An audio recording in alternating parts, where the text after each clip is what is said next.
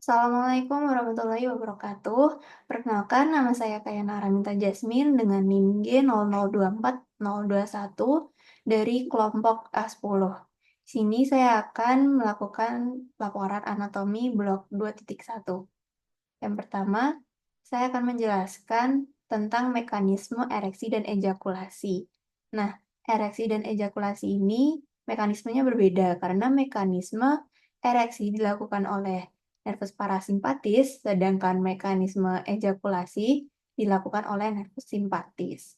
Nah, ejakulasi dibagi menjadi dua tahap, yaitu emisi dan juga ejakulasi. Nah, emisi itu substansia ejakulasi dari OGM interna menuju uretra, tepatnya di ostium ductus ejaculatorius pada uretra pars prostatica. Nah, kalau ejakulasi itu substansia ejakulasinya keluar dari ostium uretra externum. Nah, yang pertama ada mekanisme ereksi. Nah, mekanisme ereksi penis terkait dengan sistem saraf parasimpatis ya. Nah, rangsang atau stimulus seksual itu akan diproses pada jaras supraspinal di area preoptik medial dan nukleus paraventricularis di hipotalamus dan hipokampus yang merupakan pusat integrasi fungsi seksual dan ereksi. Impuls dari SPP, hipotalamus dan hipokampus tadi dibawa ke efektor melalui serabut parasimpatis segmen sakral 2 sampai 4, NILCLMS S2 sampai S4. Nah, sedangkan inhibisi ereksi itu dibawa oleh serabut saraf simpatis, segmen lumbal 1 sampai 3. Nah, eh, reseptor di sini ada yang namanya reseptor aferen di nervus dorsalis penis untuk sensibilitas. Ini menuju sentrum NICLMS segmen sakralis 2 sampai 4. Eferen oleh nervi erigentes yang merupakan serabut parasimpatis sehingga memberi efek berupa ini ada relaksasi otot polos corpus cavernosus penis, dilatasi arteri helikinae dalam korpus cavernosum sehingga darah masuk mengisi cavernae sehingga tunika albugineanya teregang sehingga vena-vena yang menembus tunika terjepit. Nah, dengan cara ini aliran keluar dari jaringan erektil dihambat sehingga tekanan interna meningkat dan tetap dipertahankan dalam keadaan demikian. Dengan demikian, panjang dan diameter penis bertambah besar dan disebut dalam posisi ereksi. Jadi bukan karena penis mempunyai tulang sehingga dia bisa mengeras, tapi karena darah-darah itu masuk ke uh, korpus cavernosumnya, mengisi rongga-rongga yang ada di sana sehingga uh, penis itu bisa menegang dan tegak begitu. Kemudian mekanisme ejakulasi. Mekanisme ejakulasi terdiri dari dua proses tadi, yaitu emisi sama ejakulasi. Kalau emisi itu transmisi cairan segmen ke dalam uretra, sedangkan ejakulasi itu keluarnya cairan semen dari ostium uretra externum. Nah, reseptor kulit glans penis atau ductus deferens yang penuh, reseptor aferen itu oleh nervus pudendus centrum akan membawa rangsang menuju NIL CLMS segmen lumbalis 1 sampai 3 efektor. Nah, mekanisme secara sistem sarafnya itu reseptor ya kulit glans penis ductus deferens yang penuh aferen oleh nervus pudendus centrum akan membawa rangsang menuju LICLMS segmen lumbalis 1 sampai 3 efektor tadi. Pada saat proses emisi, dinding ductus deferens itu berkontraksi. Nah, otot-otot kelenjar vesikalis dan bulbouretralisnya itu juga berkontraksi, sphincter vesica urinaria berkontraksi, kemudian proses ejakulasi itu menyebabkan kontraksi arteri helikane sehingga bisa mengalirkan darah ke venula dan ditambah kontraksi musculus bulbospongiosus dan musculus ischiocavernosus sehingga dorongan mekanis untuk mengeluarkan segmen dari uretra itu terjadi. Kemudian kita akan lanjut ke anatomi dari organa genitalia feminina eksterna.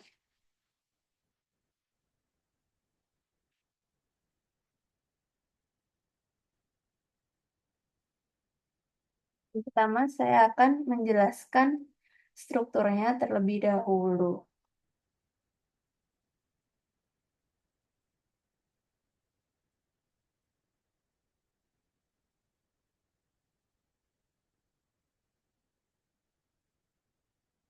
Nah, di sini tuh yang pertama ada mons pubis, kemudian ada klitoris, kemudian ada labia mayora atau commissura labiorum anterior et posterior, kemudian ada labia minora, frenulum labiorum pudendi, preputium clitoridis, dan frenulum clitoridis. Kemudian ada vestibulum sama glandula vestibularis major. Nah, mons pubis itu merupakan area kulit menonjol menutupi simfisis osis pubis, ditutupi oleh pubes atau rambut pubis, kemudian klitoris. Klitoris itu organ erektil yang homolog dengan glans penis pria. Terus labia mayora itu merupakan pelipatan kulit yang menonjol yang membentang ke arah caudodorsal dari mons pubis, homolog dengan skrotum pada pria. Ke arah anterior dan posterior, labia mayora dexter et sinister akan saling bertemu membentuk commissura labiorum anterior et posterior. Kemudian yang labia minora itu pelipatan yang tidak mengandung lemak kulit yang tidak berambut. Maksudnya tidak mengandung lemak dan kulit yang tidak berambut. Terletak di antara kedua labia mayora. Nah, labia minora ini membatasi bagian lateral dari owe dan orificium vaginae. Pada wanita yang sudah pubertas, akhiran posterior dari labia minora dextra et sinistra akan berhubungan membentuk yang namanya frenulum labiorum pudendi atau fossette. Ke arah anterior, setiap labia minora itu dibagi menjadi dua lagi. Yang lapisan atasnya itu berjalan ke atas klitoris, membentuk pelipatan yang saling bertemu, membentuk tutup dari glans klitoridis disebut preputium klitoridis. Terus yang lapisan bawah itu berjalan di bawah klitoris dan saling bertemu membentuk frenulum klitoridis. Kemudian vestibulum. Nah, vestibulum itu merupakan ruang yang dikelilingi labium minus dan yang menjadi muara osium uretra, osium vaginal, dan ductus glandula vestibularis mayor dan juga minor. Kemudian yang terakhir ini ada glandula vestibularis mayor atau glandula Bartholin. Glandula ini tuh homolog sama glandula bulbouretralis pada pria. Setiap glandula mempunyai ductus yang akan bermuara tepat di sebelah lateral pada cekungan di antara dua labia minora. Nah, kalau kita lihat lagi ke dalam, itu ada yang namanya himen. Ini itu merupakan selaput mukosa kayak akan pembuluh darah. Nah, eh, Caruncula hymenalis itu sisa-sisa himen yang sudah rusak akibat koitus. Nah, apabila himen itu terjadi ruptur, terlihat penonjolan kecil-kecil di pinggir vagina itu disebut Caruncula hymenalis. Kemudian ada pun yang disebut himen imperforata, itu himen yang tidak memiliki lubang sehingga darah menstruasi tidak bisa keluar. Nah, gambar yang saya berikan ini adalah beberapa contoh bentuk himen. Yang paling kiri ada anular himen, kemudian ada septate himen, kemudian cribriform himen, dan juga paros introitus. Kemudian di sini ada sebuah tindakan yang namanya episotomi untuk gambar yang di bawah ini. Ini adalah prosedur insisi di posterior organa genitalia feminina pada kondisi partus. Prosedur ini biasanya dilakukan ketika fase 4 partus normal pada kehamilan pertama.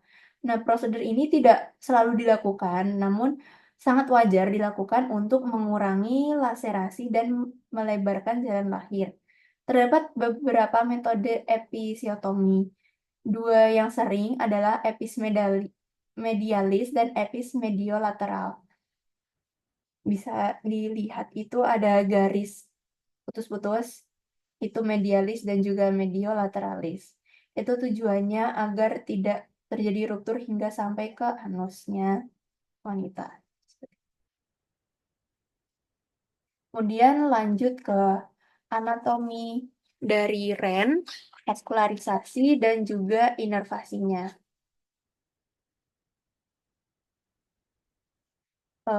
Di sini sebelumnya REN itu berfungsi untuk menyaring dari darah dari zat-zat yang tidak diperlukan tubuh dan mengeluarkan zat-zat tadi sebagai urin. Kemudian ia juga mengatur keseimbangan air, elektrolit, dan asam basa darah, dan juga fungsi endokrin, eritropoietin, enzim renin, kalsitriol. Nah, yang pertama ini ada posisi anatomis dari REN. Ini tuh REN itu organ retroperitoneal. Ada glandula adrenal di polus superiornya, kemudian letak skeletopisnya itu yang REN sinister itu setinggi bagian superior VTH 12, kurang lebih kosta 11 sampai inferior VL3, kemudian REN yang dexter itu lebih rendah, setengah vertebra karena adanya pendesakan dari lobus hepatis dexter. Nah, kalau lokasi pada dinding posterior abdomen, saat respirasi, kedua REN itu bakal turun sekitar 2-5 cm untuk mengosongkan ruang untuk respirasi. Kemudian ada lapisan pembungkus dan fiksator REN. Nah, dari profunda ke superficial itu ada kapsula fibrosa, perirenal fat, fascia renalis, dan juga pararenal fat. Nah, kalau fiksatornya itu untuk menyokong dan memfiksasi REN biar tetap ada di tempatnya itu ada fascia renalis, arteri vena renalis, dan juga corpus adiposum, yang pararenal dan perirenal fat. Nah, yang kapsula fibrosa tadi itu pembungkus yang meliputi REN langsung lengkap erat pada permukaan luar REN. Jadi dia benar-benar nempel sama REN-nya langsung. Terus kalau yang perirenal fat ini lemak yang meliputi kapsula fibrosa dan pembuluh darah yang masuk keluar REN. Terus yang fascia renalis itu lapisan membranosa yang terletak di luar perirenal fat, REN, dan glandula suprarenalis. Kemudian membungkus REN, glandula adrenal, bagian depannya itu namanya fascia gerota. Kemudian yang pararenal fat ini lemak yang terletak di luar fascia renalis di bagian posterior dan posteror lateral REN. Kemudian kapsula adiposa ini juga memfiksasi ginjal saat bernafas. Bila lapisan ini berkurang secara drastis, misal pada anoreksia, maka ginjal tuh bisa turun atau neproptosis atau mengalami rotasi sehingga ureternya tuh tertekuk dan aliran urinnya tuh terhambat atau yang bisa dibilang hidronefrosis. Kemudian ini ada topografi REN. Di sini ada fasies anterior REN dextra itu berhubungan dengan beberapa struktur, diantaranya terpisah dari REN oleh suatu lapisan peritoneum dan beberapa lainnya berkontak langsung dengan REN. Nah, ada polus superior, itu glandula suprarenalis, terus yang polus inferior itu sisi lateralnya berhadap dengan flexura coli dextra, sisi medialnya intestinum tenue intraperitoneal. Terus ada fasies anterior sinistranya, itu juga berhubungan dengan beberapa struktur. Di antaranya tuh dipisahkan dengan selapis peritoneum dan struktur lain yang langsung berkontak dengan ren. Yang sebagian kecil polus superior di sisi medial tertutup oleh glandula suprarenalis sinistra. Terus yang sisa bagian polus superior itu tertutup gaster, intraperitoneal, dan lien. Terus bergeser ke inferior, pankreas yang terletak retroperitoneal menutupi bagian tengahnya ren. Terus di sisi lateral, separuh bawah rennya itu ditutup oleh flexura coli sinistra dan permulaan kolon descendens. Dan di sisi medial oleh sebagian jejunum yang terletak intraperitoneal. Terus di posteriornya itu ren dextra dan sinistra itu berhubungan sama struktur-struktur serupa yang di gambar sebelah kanan. Itu di superior terdapat diafragma dan di inferior dari arah medial ke lateral terdapat musculus psoas major, musculus quadratus lumborum, dan musculus transversus abdominis. Kemudian ada polus superior ren dextra yang berada di anterior costa 12, sedangkan ren sinistra di anterior costa 11 dan 12. Terus Sacus pleura lebih tepatnya di recessus costodiaphragmaticus dengan terbentang di posterior ren. Yang juga melewati sisi posterior ren itu ada fossa dan nervus subcostales dan nervus ilioinguinalis dan nervus iliohypogastricus. Terus ada struktur. Nah, strukturnya itu ada interna sama eksterna. Nah, struktur eksternalnya ini ada fasies, polus, dan margo. Terus yang di fasies itu ada anterior dan posterior. Kalau polus atau ekstremitas itu ada di superior atau cranialis. Itu berhubungan langsung dengan glandula suprarenalis. Terus sama inferior atau caudalis. Terus margonya itu ada lateral sama medial. Yang margo lateral itu berbentuk konveks cembung. Kalau yang medial itu bagian yang cekung. Hilus renalis ini isinya yang anterior itu vena renalis, yang media arteri renalis, dan yang posterior ada pelvis renalis. Terus ada struktur internanya itu ada cortex renalis dan juga medulla renalis.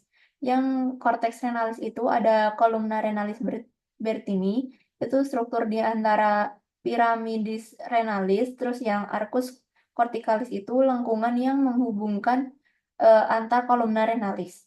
Terus yang medulla renalis itu ada piramidis renalis itu massa yang berbentuk konus, terus ada papilla renalis itu apex dari medulla renalis itu menghadap sinus renalis, terus ada foramina papillaria itu lubang-lubang di ujung papilla renalis dan muara ductus papillaris virtini.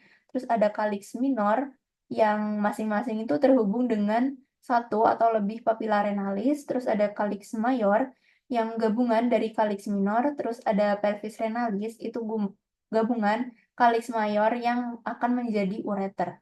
Terus yang terakhir ada sinus renalis itu perebaran hilus.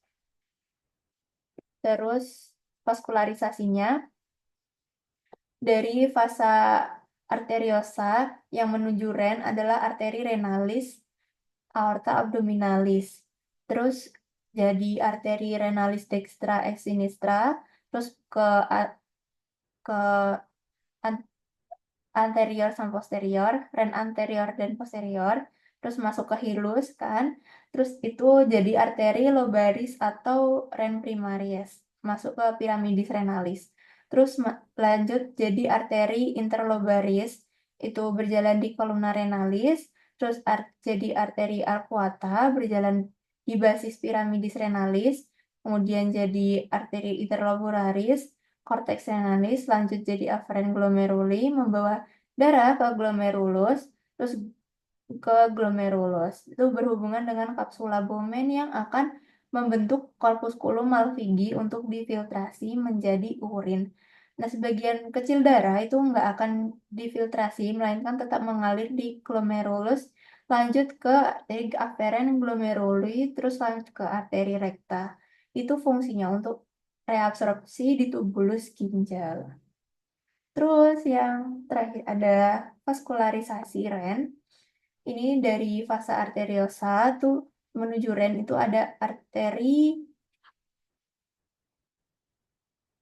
maaf tadi sudah vaskularisasi. Lanjut ke inervasi. Nah, inervasinya itu dari plexus renalis, somatic afferent, tuh nervi splanchnici thoracici, terus simpatisnya itu nervus splanchnicus major et nervus splanchnicus minor, terus parasimpatisnya ada nervus vagus.